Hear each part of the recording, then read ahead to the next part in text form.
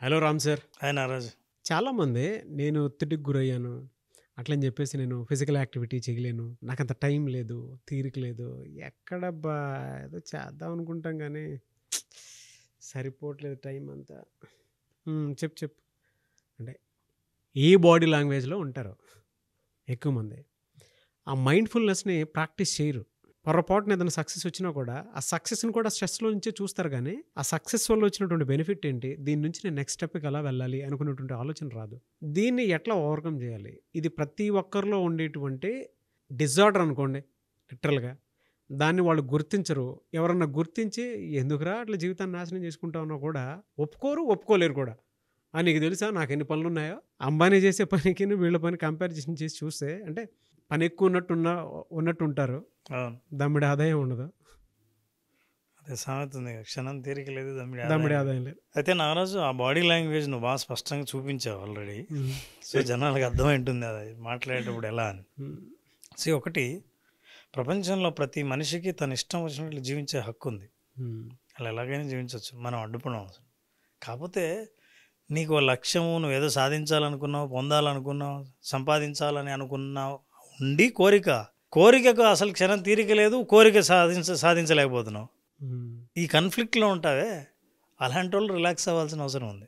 నేనేదో సాధించాలని నీ కోరికతో మిగతా వాళ్ళందరినీ ఇబ్బంది పెడుతుంటావే, నువ్వు మానసిక ఒత్తిడి అనుభవిస్తూ ఇతరుల మీద ఒత్తిడి పెడుతూ, అలాంటి వాళ్ళు రిలాక్స్ అవ్వాలి. మేనిఫెస్ట్ చేద్దామని గోల్ని సాధించామని అనుకుంటారే, అలాంటి వాళ్ళు నీ చుట్టూ నీ కంటికి ఎదురుగా ఉన్న అవకాశాలు చూడాలంటే నువ్వు రిలాక్స్ అవ్వాలి. కానీ చాలామంది టీమ్ లీడర్స్ చేసేటువంటి తప్పులు కానివ్వండి, బాస్ చేసేటువంటి తప్పులు కానివ్వండి, ఈయనకి ఫ్రస్ట్రేషన్ వస్తే కింద ఉన్న వాళ్ళందరికీ అంటిస్తారు.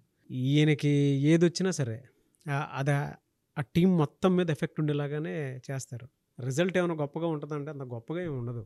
నిజంగా మీరు చెప్తుంటే నాకు అది గుర్తొచ్చింది. అంటే దాని ఎఫెక్ట్ టీం మొత్తం మీద ఉంటుంది, ఎంప్లాయీస్ మీద కూడా ఉంటుంది, ఈవెన్ ఇంట్లో కూడా ఉంటుంది. అదే బాస్కి లీడర్కి ఉన్న తేడా. బాస్ ఒత్తిడిని పంచుతాడు, లీడరు ధైర్యాన్ని పెంచుతాడు ఏదైనా కష్టమైన సిచ్యువేషన్ వస్తే. సో అట్లా లీడర్గా ఆలోచించాలంటే అట్లా లీడర్స్కి కొన్ని ప్రాక్టీసెస్ ఉంటాయి. అందులో మైండ్ఫుల్నెస్ ఒకటి. మైండ్ఫుల్నెస్ అంటే ఏంటంటే, ఈ క్షణంలో నీ కంటి ఎదురుగా ఏం జరుగుతుందో పూర్తిగా అందులో ఇన్వాల్వ్ అయి ఉండడం అనేది మైండ్ఫుల్నెస్. నీ చుట్టూ పరిస్థితుల్ని నువ్వు అనుభవంలోకి తీసుకొస్తూ జీవితాన్ని ఆస్వాదించడం అనేది మైండ్ఫుల్నెస్. నువ్వు ఏ పని చేస్తున్నా ఆ పని గురించే చాలా దీర్ఘంగా దృష్టి పెట్టి పని చేయడం అనేది మైండ్ఫుల్నెస్. నేను చెప్పిన ఈ పనులు ఏవి కూడా ఈ టెక్నాలజీ కాలంలో ఎవరికీ ఉండవు. అందుకే చాలాసార్లు మనం ఎక్కువ మెడిటేషన్ గురించి మాట్లాడాల్సి వస్తుంది, మైండ్ఫుల్నెస్ గురించి మాట్లాడాల్సి వస్తుంది. అయితే ఈ మైండ్ఫుల్నెస్కి కూడా ఇప్పుడు ఎవరికి టైం లేదు. మైండ్ఫుల్నెస్ అంటే ఏంటంటే, ఇది ఎందుకు అవసరం అంటే, ముఖ్యంగా ఎవరైతే లైఫ్లో ఏదైనా సాధించి చూపించాలి అని అనుకున్న వాళ్ళు, మీరు మైండ్ఫుల్గా ఉంటే ఏంటంటే, కంటికి అందరినీ అబ్జర్వ్ చేస్తాం. బాగా గమనించండి, మీరు ఎప్పుడైనా చాలా ఆందోళనగా డ్రైవ్ చేసుకుంటూ రోడ్డు మీద వెళ్తుంటే, మనం ఎక్కడికి వెళ్తున్నామో దాని మీద దృష్టి ఉన్నప్పుడు తెలిసిన వాడు పక్కన పోతున్నా కంటికి కనిపించడు. అదే నువ్వు చూడలేదా, ఎదురు చూసావు అనుకున్నాను, అయ్యో నేను గమనించలేదంటే అర్థం ఏంటంటే, నీ కంటికి ఆనలేదు.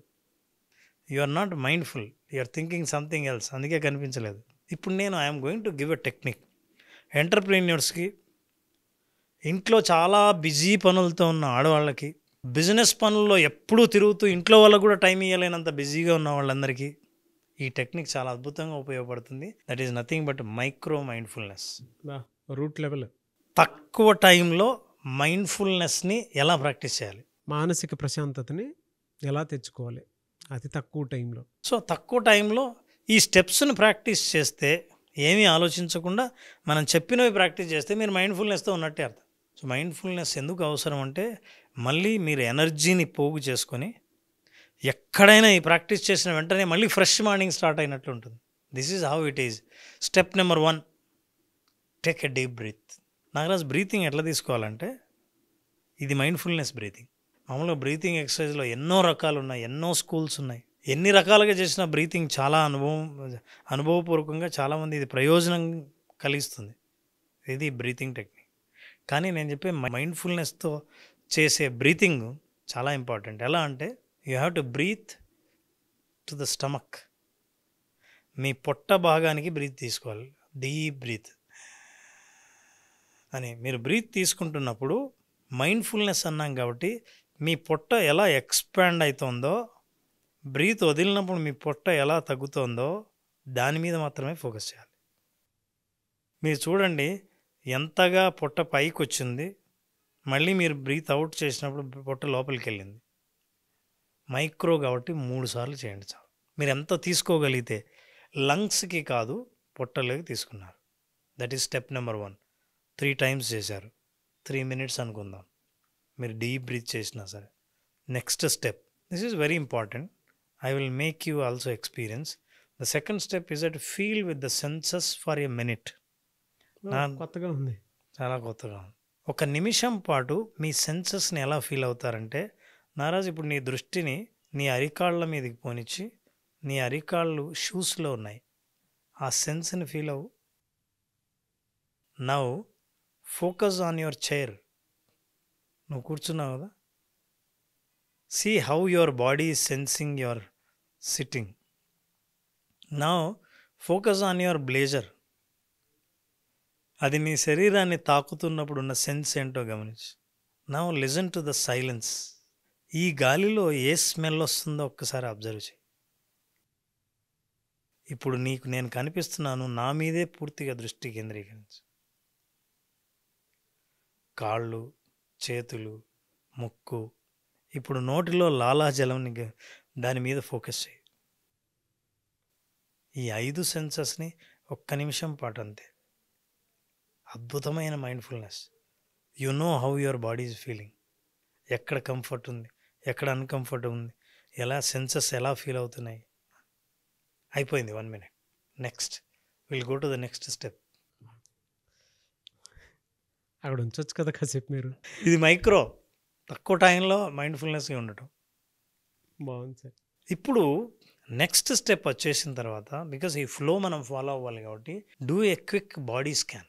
తల నుంచి పాదాల దాకా ఒక్కసారి అన్నీ అబ్జర్వ్ చేయి. ఎక్కడైనా బాడీకి పెయిన్ కానీ, డిస్కంఫర్ట్ కానీ, కంఫర్ట్ కానీ, హాయి కానీ, ఇబ్బంది కానీ అవన్నీ ఉందేమో. తల నుంచి మెల్లిగా తల, భుజాలు, వీపు భాగం, పొట్ట, నడుము, తొడలు, మోకాళ్ళు, పిక్కలు, అరికాళ్ళు ఒక్కసారి స్కాన్ చేయండి. ఒక లైట్ పాస్ అయితే తల నుంచి పాదాల దాకా ఆ స్కానింగ్ని ఒక్కసారి ఎక్స్పీరియన్స్ చేయండి. And you are thinking only about your body. That's a wonderful scanning. And now take a mindful minute. ఇప్పుడు సైలెంట్గా ఉండండి, ఏమీ చేయొద్దు. ఏమీ చెయ్యకపోవడం చాలా కష్టం, కానీ 1 నిమిషమే కదా. ఏం చేస్తారంటే, ఈజీగా ఉండడం కోసం ఇలాంటి టెక్నాలజీని ఉపయోగించి బ్రీతింగ్కి చాలా యాప్స్ ఉన్నాయి.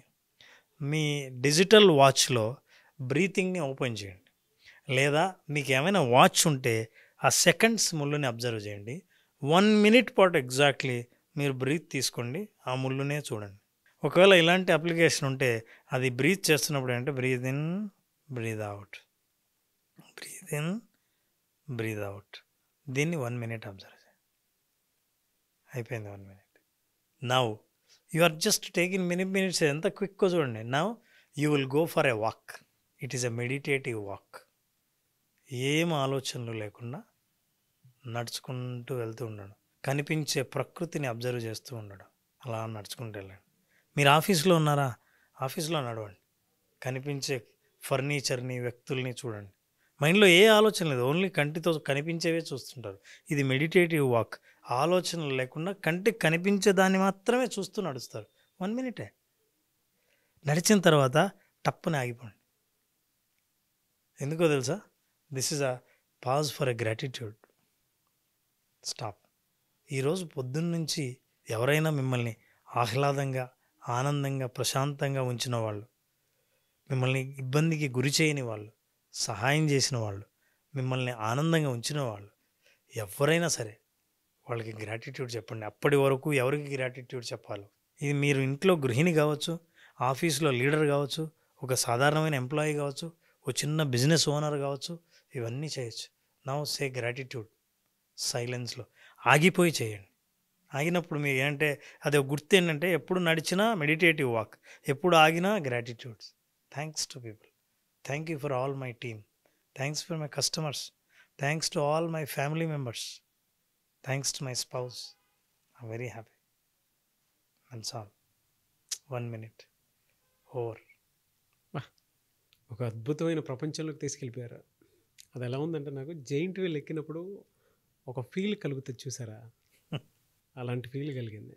What a mindful practice and fantastic. You will enjoy like this micro mindfulness.